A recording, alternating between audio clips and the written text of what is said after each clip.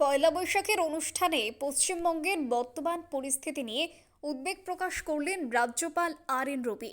তিনি বলেন, একসময় দেশের অন্যতম শক্তিশালী অর্থনীতি ছিল বাংলা, কিন্তু বর্তমানে সেই অবস্থান অনেকটাই পিছিয়েছে। এই প্রেক্ষিতে রাজ্যের তরুণ প্রজন্মকে পরিবর্তনের অংশীদার হওয়ার আহ্বান জানান তিনি। তার বক্তব্য, উন্নয়ন আকাশ থেকে আসে না, তা গড়ে তুলতে হয় মানুষের হাতেই।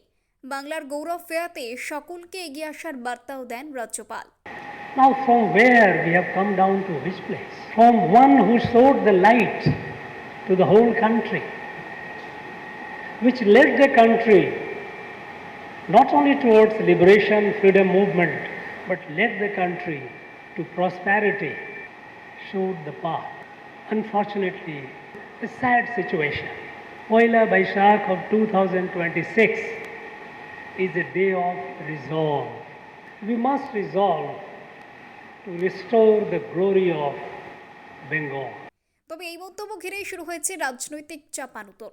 ইসলামপুরের সভা থেকে নাম না করে রাজ্যপালকে কটাক্ষ করেন মুখ্যমন্ত্রী মমতা বন্দ্যোপাধ্যায়। তিনি অভিযোগ করেন, কেন্দ্র নির্বাচন কমিশনের ভূমিকার কারণে রাজ্যে অশান্তি বাড়ছে। রাজ্যপালের মন্তব্য এবং মুখ্যমন্ত্রীর পাল্টা জবাবে নতুন করে চড়েছে রাজনৈতিক উত্তাপ।